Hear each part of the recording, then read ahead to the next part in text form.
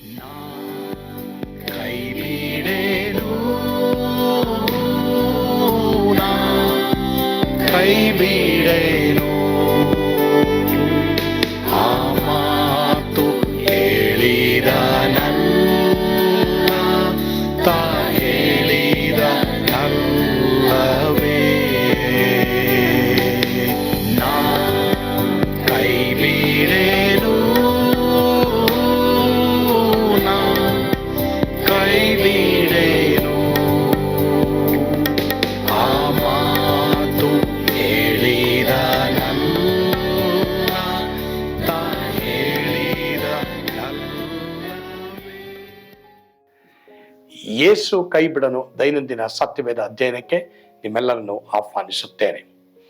ಇಂದು ಸಹ ನಾವು ಸ್ಟೆಫೆನನ ಪ್ರಭಾವ, ಲೆಗಸಿ ಆಫ್ ಸ್ಟೀಫನ್, ಈ ವಿಷಯದ ಕುರಿತು ನಾವು ದೇವರ ಸಂದೇಶದ ಮುಂದುವರಿಕೆಯನ್ನ ಕೇಳಿಸ್ಕೊಳ್ತೇವೆ. ನಾನು ನಂಬ್ತೇನೆ ನಿನ್ನೆ ದಿನ ನೀವು ಆನಂದ ಪಟ್ಟಿದ್ದೀರಾ. ಇವತ್ತು ಸಹ ಈ ಸಂದೇಶವನ್ನ ಕೇಳಿ ನೀವು ಆನಂದಿಸಿರಿ. ಕರ್ತನು ನಿಮ್ಮನ್ನು ಆಶೀರ್ವದಿಸಲಿ. ಒಂದು ಆಸ್ಟ್ರೇಲಿಯನ್ ದಂಪತಿಗಳನ್ನ ನಾನು ಫ್ಯಾಮಿಲಿ, ನಮಗೆ ಟಾಟಾ ಸುಮೋ ಇತ್ತು, ಅದರಲ್ಲಿ ಊಟಿಗೆ ಕರ್ಕೊಂಡು ಹೋಗ್ತಾ ಇದ್ದೆ. ಕಾಂತರಾಜು ಡ್ರೈವ್ ಮಾಡ್ತಾಯಿದ್ರು, ಅವ್ರ ಪಕ್ಕದಲ್ಲಿ ನಾನು ಕೂತ್ಕೊಂಡಿದ್ದೆ. ಹಿಂದುಗಡೆ ಇವರು ಆಸ್ಟ್ರೇಲಿಯನ್ ದಂಪತಿಗಳಿದ್ದರು. ಊಟಿಗೆ ಹೋದ್ವಿ. ಇಲ್ಲಿಗೊಂದು 10 ವರ್ಷನೋ 12 ವರ್ಷ ಆಗಿರ್ಬೋದು. 1-2 ದಿನ ಅಲ್ಲಿದ್ಬಿಟ್ಟು ವಾಪಸ್ಸು ಊಟಿಯಿಂದ ಬಂದ್ವಿ. ಬಂದ ಮೇಲೆ ಇವರು ಆಸ್ಟ್ರೇಲಿಯಾಗೆ ಹೋದರು. ಅಲ್ಲಿಂದ ನನಗೆ ಇಮೇಲ್ ಮಾಡಿದ್ರು, ಏನಂತ, ಪಾಸ್ಟರ್ ಮಾರ್ಕ್ ಅವರೇ, ನಿಮ್ಮನ್ನು ನೋಡಿ ನಾವು ಒಂದು ವಿಷಯ ಕಲ್ತ್ವಿ ಅನ್ನೋ. ನನಗೆ ಗೊತ್ತಿಲ್ಲ, ನನ್ನ ನೋಡ್ತಾ ಇದ್ರು ಅಂತ. ಅವರು ಹಿಂದೆ ಕೂತಿದ್ದಾರೆ. ಅವರು ಏನು ಕಲ್ತ್ರಿ ಅಂತ ಕೇಳಿದಾಗ ಬೈಬಲ್ ಓದೋದು ಕಲ್ತ್ವಿ ಅಂದರು. ಹೆಂಗೆ? ನಾನು ಇಲ್ಲ ನಮ್ಗೆ ಗೊತ್ತು, ನೀನು ಒಂದು 15 ನಿಮಿಷಕ್ಕೂ ಬೈಬಲ್ ತೊಗೊಳ್ಳೋದು, ಓದೋದು, ಪ್ರಾರ್ಥನೆ ಮಾಡೋದು, ತಿರ್ಗಾ ಅಲ್ಲಿಡೋದು, ತಿರ್ಗಾ ಬೈಬಲ್ ತೊಗೊಳ್ಳೋದು, ಪ್ರಾರ್ಥನೆ ಮಾಡೋದು, ಅಲ್ಲಿಡೋದು. ಏನಿದು, ಈತನಿಗೆ ಏನಪ್ಪ ವಿಶೇಷತೆ ಅಂತ ನಾವು ನೋಡಿಬಿಟ್ಟು ಕಡೆಗೆ ನಾವು ಬೈಬಲ್ ಓದೋದನ್ನ ಕಲಿತ್ವಿ ಅಂತ ಅವ್ರು ಹೇಳಿದ್ರು.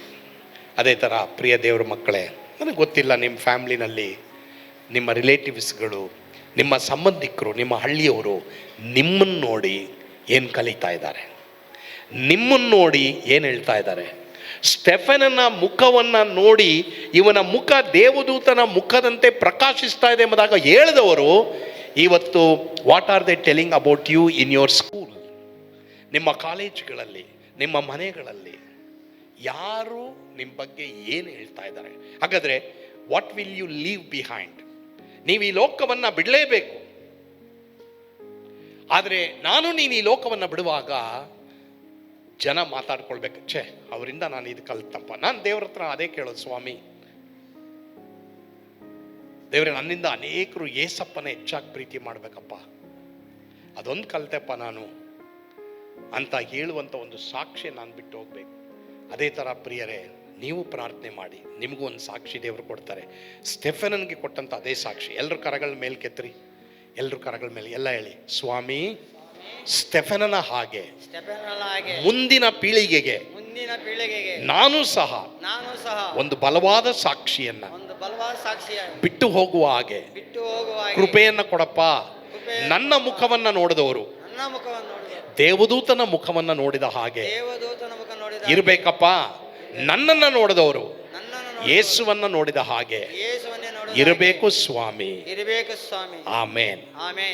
ದೇವರು ನಿಮ್ಮನ್ನು ಖಂಡಿತವಾಗಿ ಆ ರೀತಿ ಉಪಯೋಗಿಸ್ತಾರೆ. ಪ್ರಿಯ ದೇವರ ಮಕ್ಕಳೇ, ನೀವು ಹೃದಯದಿಂದ ಪ್ರಾರ್ಥನೆ ಮಾಡಿ. ಸ್ಟೆಫೆನನ್ನು ಯಾರಾಗಿ, ಈಗ ಸ್ಟೆಫೆನನ ಬಗ್ಗೆ ನಾವೆಲ್ಲರೂ ಕಲ್ತ್ವಲ್ಲ, ಅವನು ಮುಖ ಪ್ರಕಾಶವಾಗಿತ್ತು, ಅವನಂತ ಒಂದು ಬಲವಾದ ಸಾಕ್ಷಿಯಾಗಿದ್ದ ಅಂತ ಎಲ್ಲರೂ ಕಲ್ತ್ವಲ್ಲ. ಇವನು ಯಾರಾಗಿದ್ದ? ಹೂ ವಾಸ್ ಹಿ? ಅವನು ಯಾರು? ಅವನೇನೊಬ್ಬ ದೊಡ್ಡ ಮನುಷ್ಯನ, ದೊಡ್ಡ ಸೇವಕನ? Who was he? Stephen was a ordinary man, ಒಬ್ಬ ಆರ್ಡಿನರಿ. ಈ ಕೆಲಸ ಯಾರೂ ಮಾಡ್ತಾ ಇಲ್ಲ ಇಲ್ಲಿ. ಸ್ಟೆಫೆನ ಮಾಡಿದ್ನಲ್ಲ ಅಂತ ಕೆಲಸ ಯಾರೂ ಮಾಡ್ತಾ ಇಲ್ಲ. ಯಾರಾಗಿದ್ದ ಗೊತ್ತಾ ಅವನು? ಈಗ ಹೋಟ್ಲು ಬಟ್ಲರ್ ಅಂತೀವಲ್ಲ, ಬಟ್ಲರ್ ಬಾರೋ, ಎಲೆ ಹಾಕೋ, ಪ್ಲೇಟ್ ಹಾಕೋ, ಪ್ಲೇಟ್ ಇದ್ರ ಮೇಲೆ ಪ್ಲಾಸ್ಟಿಕ್ ಹಾಕೋ, ಒಬ್ಬಟ್ಟು ಹಾಕೋ, ಹಾಲು ಹಾಕೋ, ತುಪ್ಪ ಹಾಕೋ. ಬಟ್ಲರ್ನ ಯಾರು ಗೌರವ ಇಟ್ಟು ಕರೆಯಲ್ಲ, ಬಟ್ಲರ್ ಅಂತೀವಿ. ಅಂಥ ಕೆಲಸ ಮಾಡ್ತಾ ಇದ್ದ ಸ್ಟೆಫೆನ. ಬಟ್ ಆದರೆ ಅವನು ದೇವರ ಕೃಪೆ, ದೇವರ ಬಲದಿಂದ ತುಂಬಿದವನಾಗಿ ಒಂದು ಅದ್ಭುತ ಕಾರ್ಯಗಳನ್ನು ಮಾಡೋನಾಗಿದ್ದ. ಪ್ರಿಯ ದೇವರ ಮಕ್ಕಳೇ, ಈಗಿನ ಕಾಲದಲ್ಲಿ ನಾವು ಯಾವ ರೀತಿ ಸವಾಲುಗಳನ್ನ ನೀನು ಎದುರಿಸ್ತಾ ಇದ್ದೀವೋ, ಹಿಂಸೆ ಸಂಕಟಗಳು, ಅದಕ್ಕಿಂತ ಘೋರವಾದಂಥ ಸಂಕಟ ಹಿಂಸೆಗಳನ್ನ ಎದುರಿಸ್ತಾ ಇದ್ದಂಥ ಒಬ್ಬ ವ್ಯಕ್ತಿ. ನೀವು ಹೇಳ್ತಿರಲ್ಲ, ನಾನು ಯೇಸುಸ್ವಾಮಿ ನಂಬಿದ್ರಿಂದ, ನಾನು ದೀಕ್ಷಾ ಸ್ನಾನ ಹೊಂದಿದ್ರಿಂದ, ನಾನು ದೇವರಿಗಾಗಿ ಜೀವಿಸ್ತಾ ಇರೋದ್ರಿಂದ, ನಾನು ಬೈಬಲ್ ಹಿಡಿದೋರೋದ್ರಿಂದ, ನಾನು ಪ್ರಾರ್ಥನೆ ಮಾಡ್ತಾ ಇರೋದ್ರಿಂದ ನನ್ನ ಜನ ಹೀಯಾಳಿಸ್ತಾರೆ. ಪ್ರಿಯರೇ, ರೈಟ್. ಅದಕ್ಕಿಂತಲೂ ಬಹು ಹೆಚ್ಚಾಗಿ ಸವಾಲುಗಳನ್ನು, ಕಷ್ಟಗಳನ್ನ, ಹಿಂಸೆ ಅನುಭವಿಸ್ತಾ ಇದ್ದವನೇ ಸ್ಟೆಫನ. ಬಟ್ ಆದರೆ ಅವನ ಮುಖ ದೇವದೂತನ ಮುಖದಂತೆ ಪ್ರಕಾಶಗೊಳ್ತಾ ಇತ್ತು. ಬಟ್ ಅವನು ಯಾರು ಗೊತ್ತಾ? ಒಂದು ಆರ್ಡಿನರಿ ಮನುಷ್ಯ, ಒಂದು ಬಟ್ಲರ್. ಊಟದ ಮೇಜಿನಲ್ಲಿ ಜನರಿಗೆ, ವಿಧವೆಗಳಿಗೆ ಊಟವನ್ನು ಹಂಚುವನಾಗಿದ್ದ. ಆದರೆ ಅವನು ಬಲವಾದ ಸಾಕ್ಷಿಯಾಗಿದ್ದ. ಹಾಗಾದರೆ ಇಲ್ಲಿರುವಂಥ ಪ್ರತಿಯೊಬ್ಬರು, you are a student, you are a teacher, you are a patient, you are a doctor, you are a pastor, you are a believer, no care. ನೀವು ಎಲ್ಲರೂ ಸಹ ಏನು ಮಾಡ್ಬೋದು? ದೇವರಿಗಾಗಿ ಸಾಕ್ಷಿಯಾಗಿರ್ಬೋದು. You can.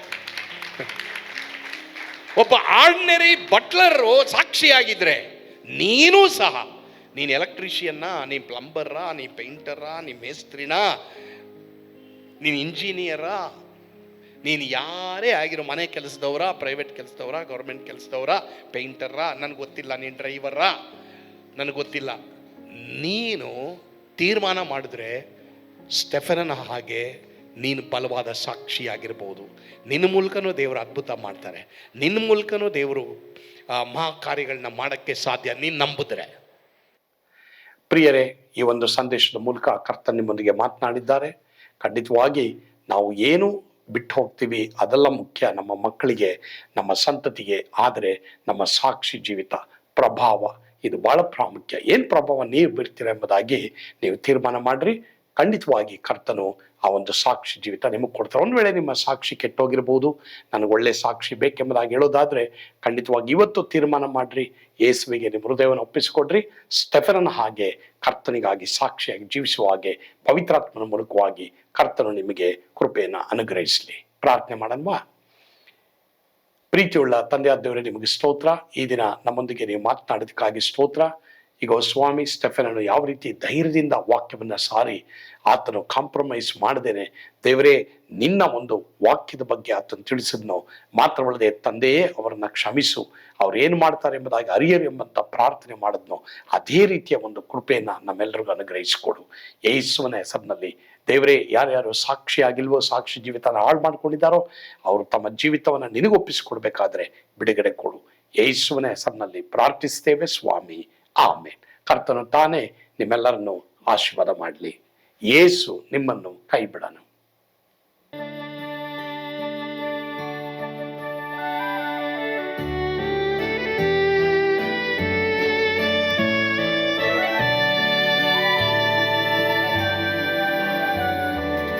ಓ ಎಂತ ಅದ್ಭುತವಾದ ದಿನ, ನಾನೆಂದಿಗೂ ಮರೆಯೇನು. ಪಾಪಂಧಕಾರದೊಳ್ ಅಲೆದೇನ, ರಕ್ಷಕನ ಕಂಡೇನು. ಕೋಮಲ ಕರುಣೆಯುಳ್ಳ ಯೇಸು ಎನ್ ಕೊರತೆ ನೀಗಿದ. ಕತ್ತಲೆ ಹೋಯಿತು, ಜ್ಯೋತಿಯು ಮೂಡಿತು, ನಾನೀಗ ಧನ್ಯನಾದೆ. ಸ್ವರ್ಗದ ನಂದ ಎನ್ನಾತ್ಮ ತುಂಬಿತು,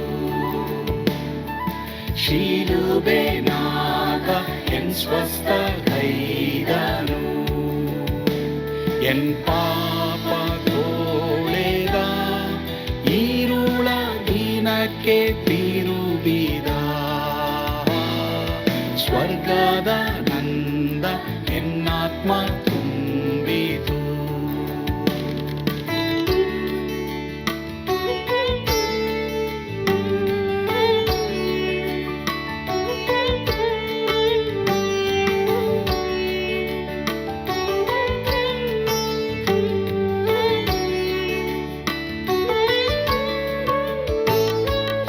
ಆತ್ಮನ ನೂತನ ಜನ್ಮದಿಂದ ದೇವಪುತ್ರನಾದೇನು. ನೀತಿ ನಿರ್ಣಯವ ಹೊಂದಿದೇನು, ಭಾಗ್ಯವಂತನಾದೇನು, ಪಾಪಾತ್ಮನಾಗಿ ನಾ ಬಂದಾಗಲೇ ಆಶೀರ್ವಾದ ಸಿಕ್ಕಿತು. ಕೃಪೆಯ ಮೂಲವೇ ರಕ್ಷಣೆ ಹೊಂದಿದೆ, ಸುನಾಮ ಕೊಂಡಾಡುವೆ. ಸ್ವರ್ಗದ ನಂದ ಎನ್ನಾತ್ಮ ತುಂಬಿತು, ಶಿಲುಬೆನಾಥ ಎನ್ ಸ್ವಸ್ಥಗೈದನು. ಎನ್ ಪಾಪ ತೋಳೆದ ಈರುಳ ದಿನಕ್ಕೆ ತಿರುಗಿದ. ಸ್ವರ್ಗದ ನಂದ ಎನ್ನಾತ್ಮ ತುಂಬಿತು.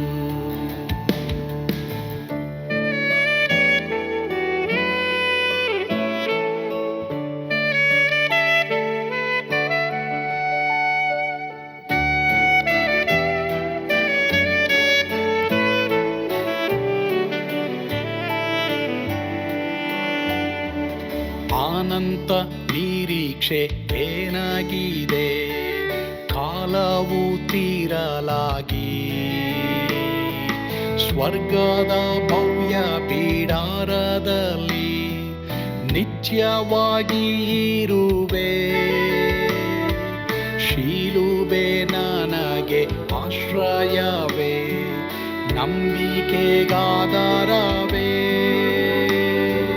ನಿತ್ಯ ಐಶ್ವರ್ಯವ ದಿವ್ಯಾಶೀರ್ವಾದವ ಕರ್ತ ಇವನೇ ನಗೆ. ಸ್ವರ್ಗದ ನಂದ ಎನ್ನಾತ್ಮ ತುಂಬಿತು, ಶಿಲುಬೆನಾಥ ಎನ್ ಸ್ವಸ್ಥಗೈದನು. ಎನ್